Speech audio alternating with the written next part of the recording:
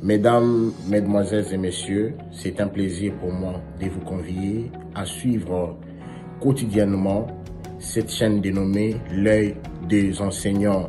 C'est une chaîne qui valorise l'enseignement dans notre pays, la République démocratique du Congo.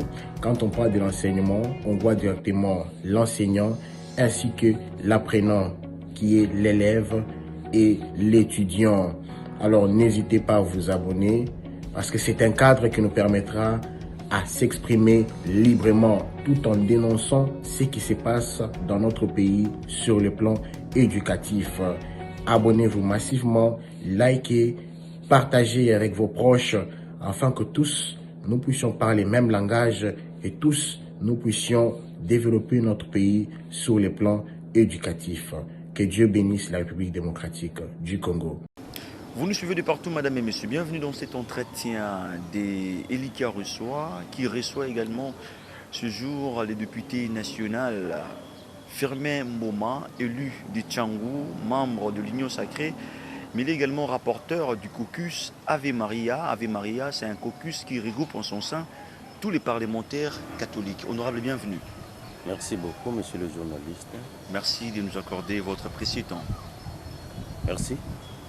D'entrée de jeu honorable, je l'ai dit à l'annonce de cette émission, vous êtes rapporteur du caucus Ave Maria, un caucus qui regroupe en son sein tous les parlementaires catholiques. Dites-nous, honorable, pourquoi vous avez créé ces caucus? Quel est réellement son objectif?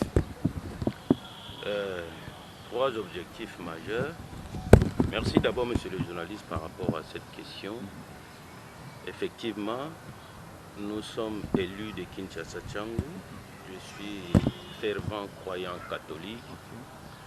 Nous manifestons notre foi chrétienne. Ça, c'est en train de répondre à votre question. Okay. Nous manifestons notre foi chrétienne partout où nous serons. Comme vous le savez, l'Église catholique prône la morale. Et nous avions constaté que à chaque fois, les institutions politiques étaient en contradiction avec l'Église. Or, comme vous le savez, l'Église a toujours été à côté des opprimés, à côté des faibles. Mais curieusement, ce sont les chrétiens catholiques qui amènent cette contradiction toujours vis-à-vis de leur père spirituel. C'est pourquoi, ensemble, à partir de Rome, quand on a consacré le cardinal Ambongo, quand on l'a créé cardinal, l'idée est venue de pouvoir créer ce pont. Donc le caucus des chrétiens catholiques a pour mission d'être le trait d'union entre les institutions politiques et nos pères spirituels. Nous avons voulu à ce qu'il n'y ait pas trop de couacs entre nous qui manifestons notre foi chrétienne quand nous nous retrouvons aux institutions et que nous devenons pratiquement les opposants, les gens qui sont là pour insulter nos pères spirituels. C'est pourquoi, librement, nous nous sommes dit que nous allons témoigner notre foi chrétienne partout où nous serons. Et rassurez-vous, dans ce caucus, nous sommes et de l'opposition et de la majorité.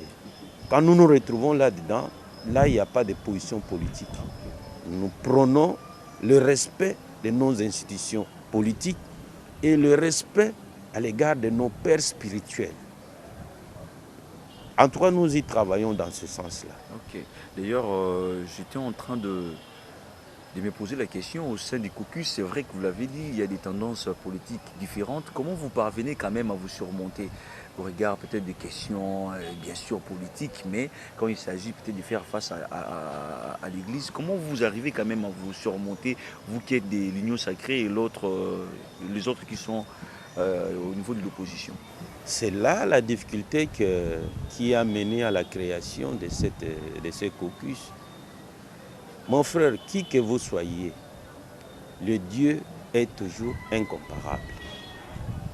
Tout ce que nous pouvons gagner, tout ce que nous pouvons faire pour plaire à l'homme, mais à Dieu, Dieu décidera de sa façon librement. Et nous sommes arrivés à surmonter tout ça. Que ce n'est pas la politique. D'ailleurs, en dehors de la fonction politique, il y a des gens qui vivent mieux aussi. Vous croyez qu'on peut vivre en acceptant d'insulter ses pères spirituels?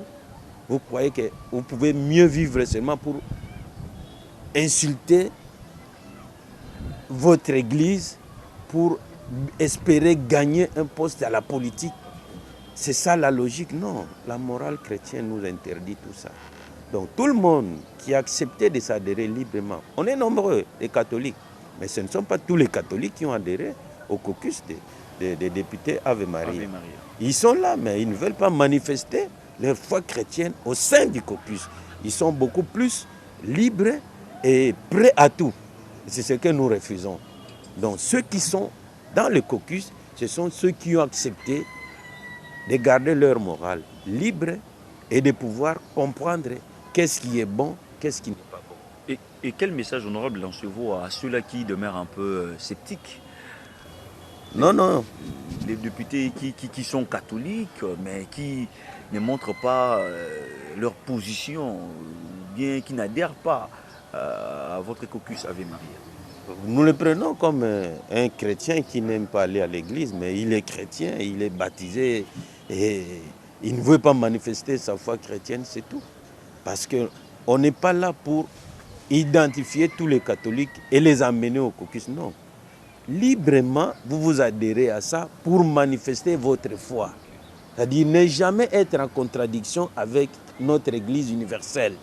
Ne jamais être quelqu'un qui va négliger ses pères spirituels pour une fonction quelconque. Nous l'avons vu les années passées. Les mandats passés, on a constaté les gens arrivaient même à insulter le cardinal Mosengo. Mais non. Moi, j'étais encore étudiant au campus, je vous dis, je vous rappelle, ça ce n'est qu'une parenthèse. Je m'étais dit que si j'étais vraiment un proche de Mosengo et qu'on s'est rencontré comme ça avec le mec, je pouvais vraiment agir autrement. Mais malheureusement, ce n'est pas le cas. Aujourd'hui, on se rencontre aussi à l'Assemblée. On a évolué, on a grandi. Mais c'est pourquoi nous avons refusé tout ça. Faites tout ce que vous pouvez faire, mais respectez la valeur de nos pères spirituels. C'est tout. Puisque vous l'avez déjà évoqué, 11 juillet 2021, 11 juillet 2022, cela fait exactement une année depuis que disparaissait physiquement son éminence Laurent Cardinal Mosengo Passigna. Quels sont les souvenirs que vous gardez de lui et comment vous définissez son personnage? Ouf. En tout cas, Mosengo, c'est un monsieur costaud. C'est un serviteur de Dieu très costaud dans tous les sens. À l'Assemblée, je me rappelle, à la conférence nationale en 92, on avait essayé de lire seulement son CV. C'était plus de 34 pages, si je ne me trompe pas. Et quand il a dirigé la CNS, la conférence nationale souveraine, j'étais encore en 4e littéraire. Je vous dis, j'ai suivi la CNS du début à la fin. Et j'ai découvert beaucoup de qualités auprès de lui, de maîtriser d'abord plus de 2000 conférenciers. Et j'ai eu à enregistrer beaucoup de vocabulaire, français même auprès de lui. Et la façon dont il a mené la médiation pour que l'homme politique comprenne que nous sommes un grand pays, nous sommes un grand peuple, nous devons nous développer, nous devons évoluer autrement. Malheureusement, les politiques sont ce qu'ils sont. Il avait déçu. Mais Mosengo, c'est quelqu'un qui était beaucoup plus éveillé, capable même de diriger ce pays. Mais comme c'est un prélat, il est voué à servir son église. Cela ne l'a pas amené à un pourcentage élevé pour diriger ce pays. Mais malheureusement, c'est quelqu'un qui était mal compris.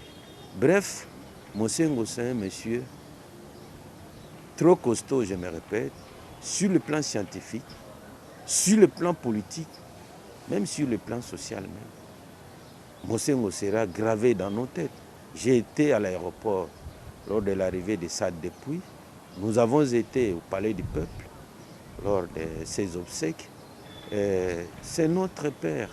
Dans beaucoup de mes groupes dans les histoires des réseaux sociaux, vous verrez qu'il y a toujours l'énigme de Mosengo là-dedans. Et je suis en train de raisonner dans une de mes maisons que je suis en train de construire. Je donnerai cet appartement-là à Mosengo. Ok. Honorable Firmin Mboma, avant de fermer ce chapitre de l'Église, vous êtes également membre de la commission, vous siégez à la commission qui travaille pour, avec bien sûr la Cinco, qui travaille pour la canonisation de la bienheureuse Marie-Clémentine Ngapeta et Isidore Bakanza. Comment évoluent les travaux? Oui. Là, au moins, il y a un processus, il y a des étapes à passer pour qu'il soit canonisé. D'ailleurs, il n'y a pas longtemps, c'était le samedi passé, à l'interdiocésain, il y a le CALCC, si je ne me trompe pas, qui a organisé une conférence là-dessus, sur la canonisation de nos bienheureux Bakanja et annualité. Il y a des étapes à suivre encore pour que lui soit canonisé. Ce qui est sûr, parmi les critères tels que nous avons suivis dans cette conférence qui était très intéressante et très riche, il y a des étapes que nos bienheureux ont franchies et ils sont vraiment dans les critères. Je pense bien dans les jours à venir, les années à venir, l'Église marche comme elle marche. Ça ne serait pas étonnant que nous ayons comme saint dans notre pays la bienheureuse annualité et Bakanja. Et parmi les points aussi que vous connaissez, le caucus a voulu vivifier les traces de ces bienheureux. Au mois de décembre l'année passée, vous avez vu le caucus se rendre à Isiro. Et nous avons fait le parcours qu'a tracé Annualité. Né à Matabone, grandi à Matali, il a obtenu le baptême à Wamba, et il a étudié à Bafouabaka. C'est là aussi qu'il a pratiqué sa vie religieuse. Et c'est de là aussi qu'on les a arrêtés, en s'arrêtant, partis à Voubé, à Ibambi, et jusqu'à se faire assassiner à Isiro. Donc nous sommes passés sur les traces d'Annualité. Et là aussi, l'Église a beaucoup à faire. Il faut vraiment aménager les sites qui ont amené cette bienheureuse à garder ce nom très haut aujourd'hui de notre pays. De même, nous avons aussi l'intention de se rendre à l'Équateur, sur les traces aussi des Bakanja. Parce que nous devons absolument parler de ces deux hommes, parce que ce sont des chrétiens qui ont accepté jusqu'au sacrifice suprême témoigner de leur foi. Donc, le caucus fera une fois de plus, marchera sur les traces des Bakanja. Honorable, nous allons changer de thématique à présent. Parlons politique. Rencontre des vérités entre Félix Tshisekedi Tshilombo et Paul Kagame à Luanda en Angola, justement sur les questions sécuritaires de l'Est de la République démocratique du Congo. Énième rencontre à l'étranger, juste sur ces chapitres. Pensez-vous que cette rencontre va nécessairement donner des résultats probants au regard de la situation qui traverse la population congolaise dans sa partie Est? Sincèrement, je suis pessimiste de cette rencontre. Ça, c'est mon point de vue. Les avis sont partagés, nous sommes en démocratie. Je suis vraiment pessimiste. L'histoire retiendra que le petit Rwanda a humilié le grand Congo. Le Rwanda aujourd'hui, tout feu, tout flamme, depuis presque 20 ans, est en train de cracher sur le Grand Congo. Qui, un seul peuple, que nous avons accepté de venir chez nous. Et curieusement, quel est le métier qu'eux ne connaissent? Ils ne font que l'armée. Autant d'officiers, tous dans notre armée. Servez votre pays qu'on a accueilli. Le pays ici a combien de frontières? 9. Nous sommes nés ici avec les Angolais qui sont mariés, qui sont nés ici. On vit calmement. Les Bazombo, oui. Moi, j'ai une sœur qui habite, qui s'est mariée à l'Équateur, disons à Bolobo. Mais ils vivent le matin comme ça, ils traversent la pirogue, avec la pirogue, ils laissent l'enfant à Brazzaville, de l'autre côté à Bouemba. Elle travaille, elle fait ses champs de l'autre côté, et le soir, il prend l'enfant, il revient chez nous. Nous vivons calmement. Quand vous venez, vous avez un problème de terre, mais vous venez là où il y a de l'espace. Vivez comme étranger dans ce pays-là. Si Mobutu avait commis une erreur d'accorder une nationalité globale, mais le commissaire du peuple à l'époque avait révisé ça, Mobutu a biffé sur ça. La CNS, le cardinal Mosengo, est revenu sur cette situation. Mais quoi? La situation que nous avons traversée. L'AFDEL revient avec ces Rwandais-là, les Tutsis qui nous créent des problèmes dans ce pays.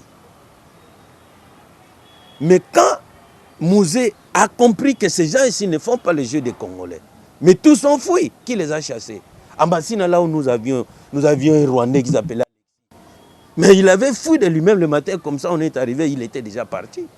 On le verra encore revenir à travers les accords.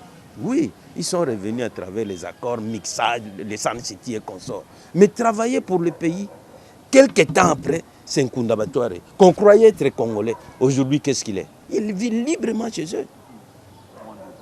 L'autre qui a la CPI, c'est Antaganda, qu'on croyait congolais, nommé ici chez nous. Mais il a lui-même reconnu. Qu'est-ce que je dirais? Pourquoi je suis pessimiste? C'est mon point de vue. Le chef de l'État doit d'abord se fâcher. Parce que pour faire quelque chose, il faut d'abord se fâcher. Il doit se fâcher. Qu'il appelle tous les officiers, tous, il les met de côté. Il les met dans une résidence surveillée. Dans toutes nos provinces, 145 territoires, il recrute les jeunes gens. Prêts à mourir pour ce pays. Pourquoi doivent-ils nous créer des problèmes? Des pauvres mamans, quand nous voyons les ventres ballonnés comme ça. Qu'est-ce qu'il a fait? À Salini, il ne peut pas se retrouver. Parfois, il n'a même pas quelqu'un qui est chef de bureau dans l'administration. Il doit les mettre tous de côté. En 1978, Mobutu, quand il avait entendu par ses services que les officiers de Bandundu et du Kasaï, ils voulaient fomenter un coup d'État contre lui, Mobutu a mis de côté tous les officiers du Kasaï et de Bandundu. Et juste, il les a mis de côté. Et après avoir vérifié, 2 ans après, il a commencé à réintégrer les compétents, les autres officiers. C'est connu. Le problème, ce sont les officiers Tutsis. L'opinion congolaise entière sait que ce sont nos frères tous ici, que nous appelons frères, qui sont en train de nous trahir. Mon honorable, non, laissez-moi que je termine, s'il vous plaît. C'est un problème très crucial. Je vous en prie. J'ai dit que le chef de l'État doit se fâcher tout d'abord. Qu'est-ce qu'il fait? Il convoque tous ses officiers, il les met tous dans une résidence surveillée, sans téléphone.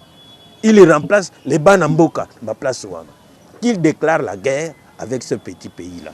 Les armes, on les achèterait toujours. S'ils veulent nous humilier, nous n'allons pas accepter tout ça.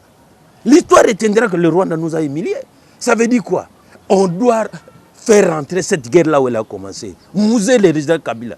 Les gens sont allés se faire enregistrer ici au stade. Librement. Librement, mon frère. Comment allons-nous accepter de se faire humilier par ce pays? Les Rwandais là, les Tutsis là, ce sont des gens qui manipulent les mensonges à tout. Ce sont des gens qui ne disent pas la vérité. Vous les prenez, vous les considérez comme ils sont vos frères. Non. Mais il y a quand même certains d'entre eux. Il y a des Tutsis congolais que nous reconnaissons. Ils sont ici depuis longtemps. Mais les autres qui viennent aujourd'hui même, ils se font appeler comme Mouniamulenge. Mon frère, cette histoire ici, je vous l'ai dit, le chef de l'État doit se fâcher. Si ça dépendait de moi,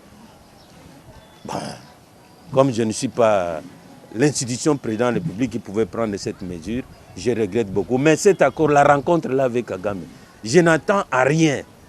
Les forces là qui doivent venir là, c'est toujours les Nilotis qui vont être plus nombreux là-dedans. Les Kenyans, les Ougandais, les Érythréens qui vont constituer cette force-là. Les Tutsis, ce sont eux. Ils vont soutenir toujours ces gens-là. Alors ce sont les gens qui nous créent des problèmes. Que faire? Les mettre tous de côté. Prenez tous les Équatoriens qui savent faire la guerre. Tous les gens du Kasaï, du Katanga, du Kivu, les gens de l'Équateur, les gens de Bandundu et consorts, qui s'enrôlent dans l'armée. On va faire la guerre contre le Rwanda, même pendant 100 ans. Comme ça, ils vont nous gagner.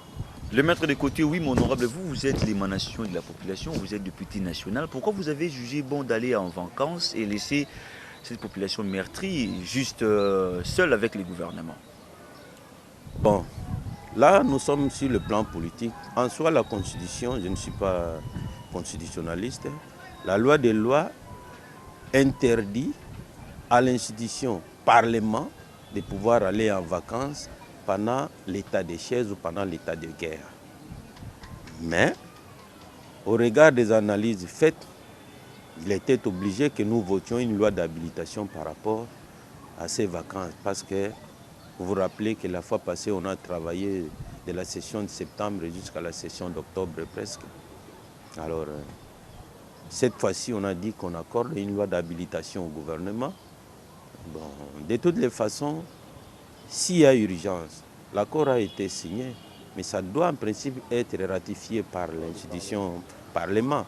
Donc, besoin il y aura, les deux institutions ne manqueront pas de nous convoquer. Parce que les vacances aussi, ça fait partie de nos attributions, de nos rôles à jouer sur le terrain. Et surtout que nous sommes presque... Ce n'est pas en soi une vacance ordinaire, ça c'est une vacance pré-campagne parce que nous on s'approche des élections l'année prochaine. Alors c'est pour quelqu'un qui aspire à un mandat, il doit rencontrer sa population aussi. Comment jugez-vous, honorable, la session parlementaire de mars? Bon, le rapporteur a presque fait le condensé de tout ce qu'on a pu réaliser comme activité. Lui au moins a pu tout noter, mais ici sur place je ne pouvais pas tout vous dire. Dans l'ensemble, on a quand même fait quelque chose, notamment la loi électorale qu'on a analysée, bien que vers la fin, personnellement je n'avais souhaité qu'on analyse vers la fin, on aurait pu l'analyser froidement, mais la plénière a jugé autrement pour qu'on puisse l'analyser. Aussi, il y avait un vide au niveau du bureau. On venait de le compléter avec le président Mbata. Il y a quelques lois qu'on a adoptées. On a fait quand même quelque chose, merci. Et quel parallélisme faites-vous entre le bureau Mbosso et celui de Mabunda? Le parallélisme entre le bureau sortant et l'actuel, bon, je pourrais dire peut-être pour Madame Janine, il y avait peut-être une petite incompréhension. Il ne parvenait pas à cerner que ce n'est plus l'ancien président qui était au pouvoir. Et la prise de parole, c'était d'une façon vraiment sélective. Même ici aussi, mais lui essaie un peu de varier.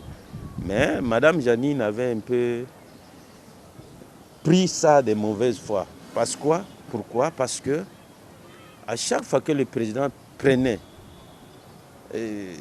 un discours, vous arrivez à le contredire pour plaire à l'ancien président, qui du reste n'était plus président de la République.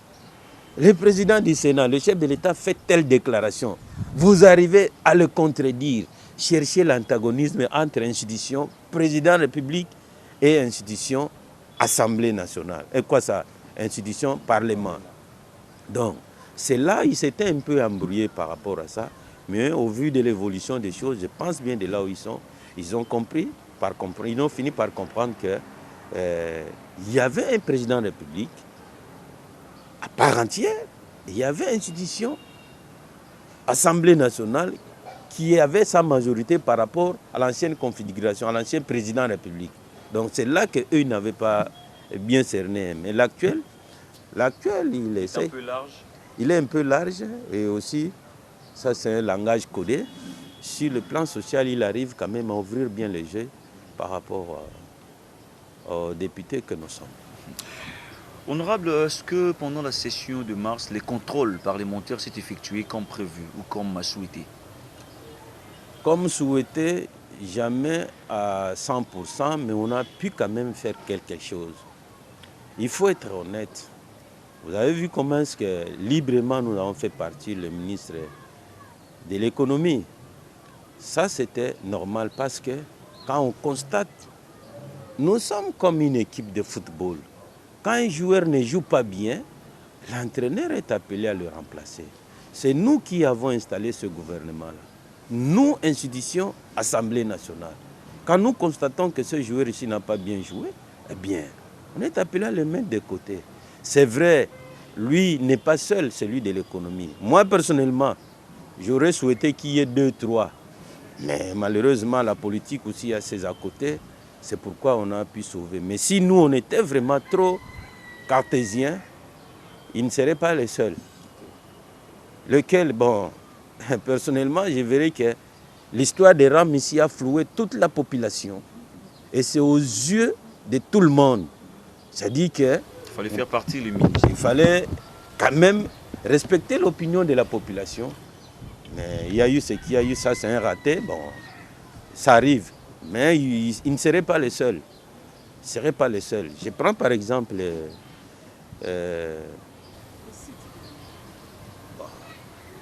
le cas de... Des travaux qui se font à Kinshasa et qui ont pour compétence le gouvernement national. On voit ça évolue à pas des tortues. Le Premier ministre a récemment ici présidé, lancé une grande opération de Kinshasa sans trou, mais on le voit quand même. Il y a un ministère quand même, il y a un ministre, allais-je dire, sectoriel. La population, notre population qui nous a mandatés ne connaît pas les ministres, malheureusement. Il ne voit que vous, les députés. Ils ne voient que nous, les députés. Je prends pour mon cas le cas de Kinshasa. Moi, je suis un des élus de la Tchangou. Mon frère, c'est une population à la Tchangou estimée à plus de 8 millions d'habitants. Nous n'avons qu'une seule route principale qui quitte l'aéroport vers la ville. C'est déjà parmi les déshydratats de votre base. Effectivement, nous avons posé ce problème et au gouverneur de la ville et au ministre des ITPR qui, malheureusement, avant qu'il ne soit investi, il nous recevait au téléphone. Il me recevait au téléphone. Mais actuellement, quand vous l'appelez, il ne vous décroche pas. Je suis allé même solliciter l'audience. Ça, c'est un problème que je peux parler clairement. J'ai sollicité l'audience auprès de lui. Même pas un coup de fil pour me dire que non, pas aujourd'hui, pas demain. Non. Et demain, vous aurez une question orale avec débat. C'est par rapport à, entre autres, ces problèmes. C'est quoi les problèmes? C'est quoi les problèmes? Nous tous, nous vivons Kinshasa ici. Nous n'avons qu'une seule route, papa, qui quitte l'aéroport vers la ville. Combien d'embouteillages que nous enregistrons au quotidien? Et ce pont de Mayangil ici, construit depuis l'époque belge. Mais ça peut s'affaisser un de ces 4 matins. Mais qu'est-ce que nous faisons pour résoudre ce problème qui peut surgir demain ou après-demain? On attend les dégâts. Ah, nous attendons toujours les dégâts pour chercher une route secondaire. Une route secondaire, c'est où? Le marché de la liberté. Dieu merci, il y a le projet Tchilé-Gelou que nous avions suivi par exemple. Il y a la route qui va du Saut des Moutins, c'est-à-dire sur le roi Baudouin. Le Tchilé-Gelou avait retenu seulement 1 km, c'est-à-dire du roi Baudouin jusqu'à l'église Mission. Parce que c'est là notre fief. Du roi Baudouin jusqu'à l'église Mission. C'est 1 km seulement. Mais cette route-là ne s'arrête pas là-bas. C'est l'avenue Seb Congo qui quitte du marché de la liberté jusqu'à la 15e rue sur poids lourd. Vous ne voyez pas que quand vous ouvrez cette route-là, ça va faciliter la communication entre ma campagne où ils habitent, gare centrale, aéroport facilement. Nous n'avons qu'une seule route. Il faut passer toujours par avenue Lumumba. C'est même d'intérêt mixte entre le gouvernement central et provincial. Absolument. Nous avons vu aussi l'excellence Gentini, qui à l'époque était ébloui de pouvoir comprendre qu'il y avait une route là-dessus. Nous l'avons écrit, nous l'avons rencontré à 2 reprises, même 3. Et il a accepté de mettre à notre disposition la société qui devrait faire ça. Mais depuis lors, quand vous sonnez, les vieux ne décrochent plus. Hein? Et pourtant, cette route-là, je lance un appel au gouverneur de la ville, qui est notre aîné. Je lance un appel au ministre des ITPR. Je n'ai aucun rancœur contre lui. Sauf que cette route-là, c'est ça qu'il faut faire pour positiver l'action du Premier ministre. Même le Premier ministre, nous avons entré en contact avec certains de ses proches. Hein? On leur a dit que voici l'action que le Premier ministre pouvait laisser les empreintes.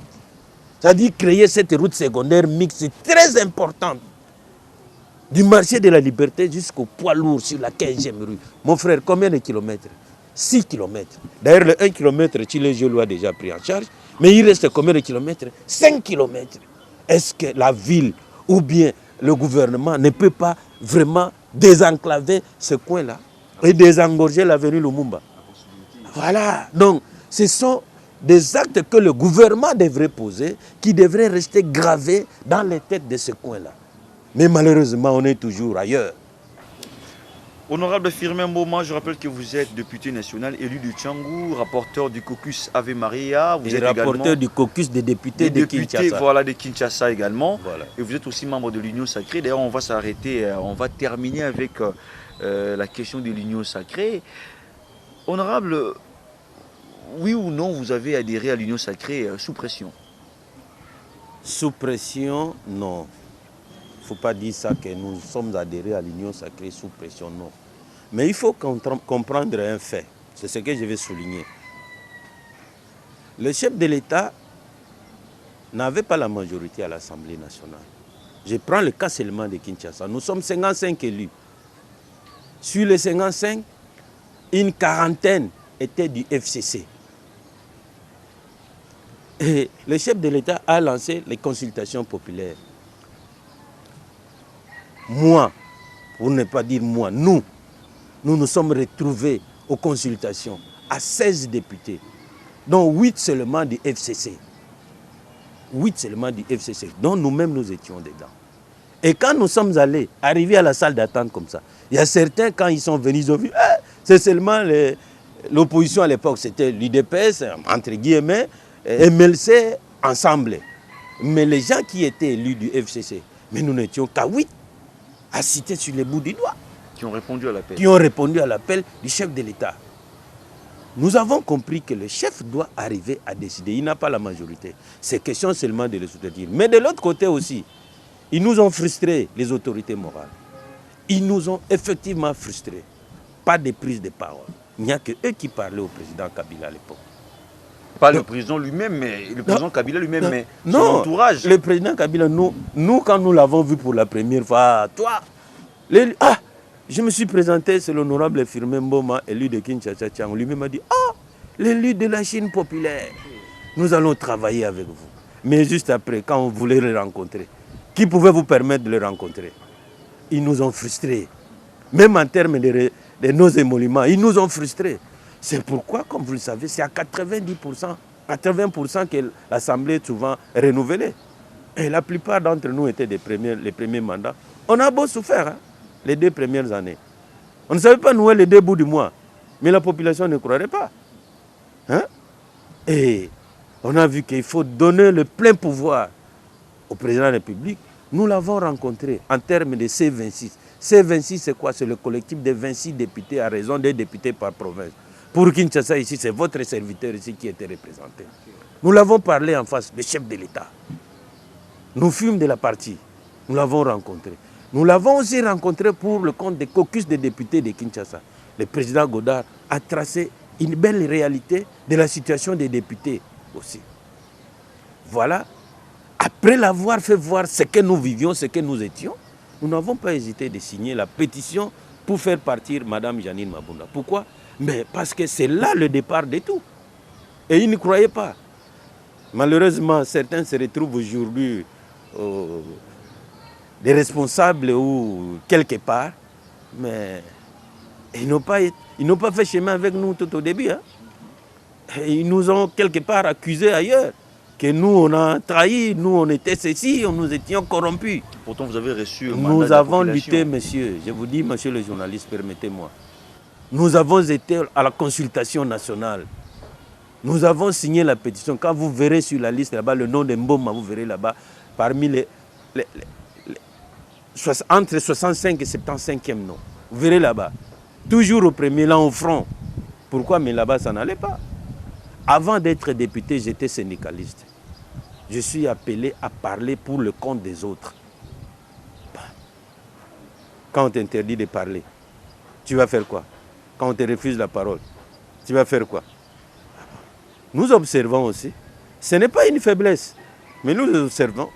Et notre réaction a été ce qu'elle est. Et nous avons donné le plein pouvoir au chef de l'État. Parce que si le chef n'avait pas toujours cette majorité, moi j'ai bénéficié du mandat de la population. J'ai été élu réellement.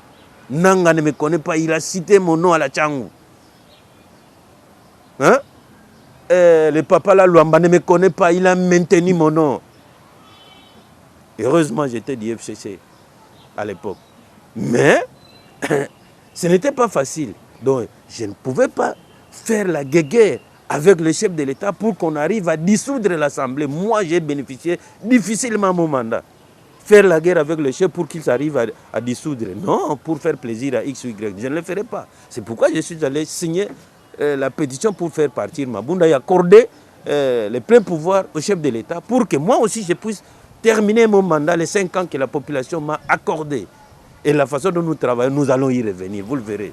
Honorable Firmin Mboma, il y a certains qui pensent que l'Union sacrée n'est que FCC bis.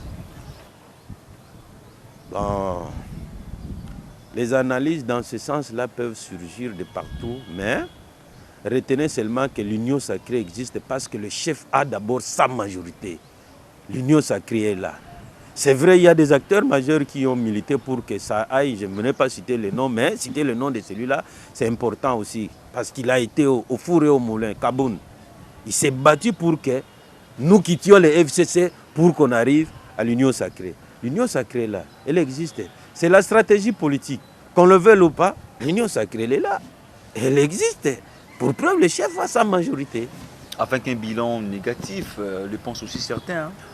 Le bilan, mon frère, ce n'est pas un député de donner le bilan. Le bilan, c'est au gouvernement. Le premier gouvernement de l'Union sacrée, c'est Sama Lukonde.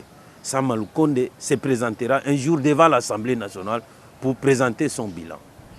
Vous savez qu'à la cité là-bas, on ne connaît pas Sama Lukonde. On ne connaît pas le ministre XY. On ne connaît que Mboma. On ne connaît que tel député ou tel député. Vous m'entendez? Donc Sama Lukonde répondra un jour devant la population à travers l'Assemblée nationale pour donner son bilan. On arrive sûrement à la fin de cet entretien. Honorable, devant cette caméra, quel message avez-vous à l'endroit de vos électeurs? Vous êtes député national, vous couvrez, vous défendez toute la population congolaise avec ses 26 provinces, mais aussi à votre base qui est à Tchangou. D'abord, je parlerai de la situation de l'Est. Ce pays dont nous-mêmes, acteurs politiques aujourd'hui, je n'admettrai pas cette humiliation que le Rwanda est en train de nous infliger. Non, on doit mettre fin à ça. On doit utiliser toutes les stratégies. Il faut aussi que le chef arrive à se fâcher, à écouter l'opinion générale des Congolais. Trop, c'est trop. On doit accepter de sacrifier sa vie pour l'unité de ce pays. Il y a des gens qui se sont sacrifiés pour ce pays. Hein? Lumumba pouvait être président, qui s'appelait même ministre jusqu'aujourd'hui, en vie jusqu'aujourd'hui. Laurent Désiré Kabila, parmi nos idoles, Laurent Désiré Kabila. Mais non, ce monsieur qui a dit niet, il parlait très fort devant cette humiliation que nous devons connaître. C'est sur cette voie-là que j'appelle vraiment, j'interpelle le chef de l'État à comprendre le souci de l'honorable Firmin Mboma. Derrière lui, plus de 100 000 habitants. Il faut qu'on arrive à mettre fin à ça, à travers la guerre. À travers la guerre. Comme ça, eux, ils vont nous respecter. Tous ceux qui se sentiraient complices, moi, je suis dans la logique des musées. Il faut les pendre. Ça va donner un exemple et ça va frustrer les autres à ne plus accepter la trahison. Par rapport à notre population de la Tchangou, Tchangou est à Bananango, hein? Tchangou tindenge zawana sur les 18 élus à Tchangou. Boya komona boyibana Tchangou baza 8. yango tiango oyo tozala ndenge nini toyambaka kaka bongo tiango faut tofongola miso. Parmi les 18 élus à tiango bana tiango bazaka 8 à pamba. Non. En tout cas, tiango pe ezana bakolo nango a. Ezana bakolo nango. Population à tiango nous allons nous battre toujours. Notre souci majeur c'est quoi? Qu'il y ait des routes secondaires à travers les plus de 8 millions de la Tchang. Qu'il y ait des routes secondaires. Nous souffrons au quotidien par rapport à l'embouteillage. Mais c'est une difficulté qui est en face de nous. Mais pourquoi nous n'arrivons pas à trouver la solution? Il y a une difficulté en face de vous. Mais vous n'acceptez pas de trouver la solution. Pourquoi? C'est ça la grande problématique qui est en moi. Les hypothèses sont nombreuses. Vous arriverez que un jour, la Tchango dirigera la ville de Kinshasa. Un jour, la Tchango dirigera ce pays. Et vous comprendrez que celui qui est là, qui habite là-bas, il amènera des solutions de l'autre côté. Donc la Tchango, faites confiance à vos enfants. Faites confiance à vos jeunes gens. Et non pas les gens qui viennent seulement pour vous tromper en 2 secondes, ils partent. Ils n'ont jamais été en Tchenge, jamais été à Mokali, jamais été à Mampu, jamais été à Kinzono, Mokelengi, mais ils ne connaissent même pas les réalités de là. Comment ils pourront parler de là? Donc faites confiance à nous. Faites confiance à vos enfants de la Tchang. Vous verrez que nous allons nous évoluer. Honorable Firmin Mboma, merci de nous accorder votre précieux temps. Vraiment merci pour votre disponibilité. Merci beaucoup, monsieur le journaliste. À vous, chers téléspectateurs et internautes, vous qui nous suivez de partout dans le monde à travers votre chaîne YouTube également, l'aide des enseignants, merci de nous avoir suivis. Les rendez-vous est pris la semaine prochaine, même heure, même chaîne, avec le même plaisir. À bientôt. Mesdames, Mesdemoiselles et Messieurs, c'est un plaisir pour moi de vous convier à suivre quotidiennement cette chaîne dénommée L'œil des enseignants. C'est une chaîne qui valorise l'enseignement dans notre pays, la République démocratique du Congo. Quand on parle de l'enseignement, on voit directement l'enseignant ainsi que l'apprenant qui est l'élève et l'étudiant. Alors n'hésitez pas à vous abonner parce que c'est un cadre qui nous permettra à s'exprimer librement tout en dénonçant ce qui se passe dans notre pays sur le plan éducatif. Abonnez-vous massivement, likez, partagez avec vos proches afin que tous nous puissions parler le même langage et tous nous puissions développer notre pays sur le plan éducatif. Que Dieu bénisse la République démocratique du Congo.